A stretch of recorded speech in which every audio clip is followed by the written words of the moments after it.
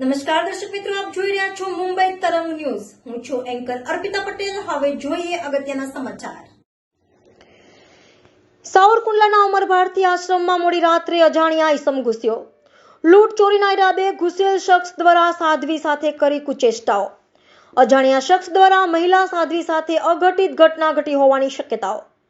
Amreli SP સહિતનો કાફલો ઘટના સ્થળે પહોંચ્યો. મહિલા સાધ્વીને સાવરકુંડલા સિવિલ હોસ્પિટલમાં ખસેડાયા. અમરેલી એસપી હિમકરસિંહ હોસ્પિટલ ખાતે પહોંચ્યા.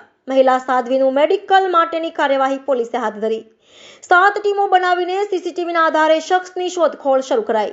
પોલીસ દ્વારા ફરિયાદ નોંધવાની. સાવરકુંડલા ટાઉનમાં અમરેલી રોડ ઉપર અમર ભારતી આશ્રમ આવેલો છે. ત્યાં માતાજી ઘણા વર્ષોથી ભક્તિભાવ અને સેવા પૂજા કરી રહ્યા છે. ગત રાત્રિના એક ઈસમ ત્યાં આવે છે અને એ ઈસમ માતાજીના રૂમમાં પ્રવેશ કરી અને જે ઘટનાની ચેષ્ટાઓ કરે છે એ અંગેની વિગતવારની ફરિયાદ લેવાની ચાલુ છે. અને એ ઘટના અંગે આજે મારા સુપરવિઝન નીચે અમે અત્યારે એલસીબી એસઓજીની કુલ 6 ટીમો કાર્યરત કરી છે. જે વ્યક્તિ સીસીટીવી ફૂટેજમાં દેખાઈ રહ્યો છે એ દેખાવ ઉપરથી જેટલી શક્યતાઓ રહે છે એ ટીમ અન્વયે કામગીરી ચાલુ છે. પોલીસ અધિક્ષક શ્રીએ પણ આ ઘટના સ્થળની અમારા અમરેલી જિલ્લા પોલીસ અધિક્ષક શ્રી હિમકરસિંહ સાહેબ અત્યારે ઘટના સ્થળની મુલાકાત લીધી છે અને આશ્રમના જે માતાજી છે એમને પણ સાંત્વના આપેલી છે અને એમની સાથે વાર્તાલાપ પણ કર્યો છે. અને અમે સખ્ત મહેનત કરી અને જે પણ વ્યક્તિ આ આશ્રમમાં ગેરકાયદેસર પ્રવેશ કરેલો છે અને જે ચેષ્ટાઓ કરેલી છે એ ચેષ્ટાઓ કોઈ સંજોગોમાં સાખી લેવાય એમ નથી અને એને ડિટેક્ટ કરી અને એને પકડવા માટેની કાર્યવાહી કરી રહ્યા છીએ અને માતાશ્રીનું મેડિકલની કાર્યવાહી ચાલુ છે.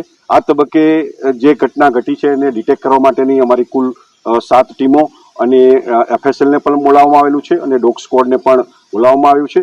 અને ઘટનાની નાવલી નદી જે પાછળની સાઈડમાં જાય છે જે જગ્યાએથી છે એ એન્ટ્રી એક્ઝિટ બતાવે છે એ તમામ પાસાઓનો અને એના પહેરવેશ અને વ્યક્તિના વ્યક્તિત્વ, એટીટ્યુડ અને હલનચલન ઉપરથી એને ડિટેક્ટ કરવાના તમામ પ્રયત્નો જે છે અમારી ટીમ કરી રહી છે.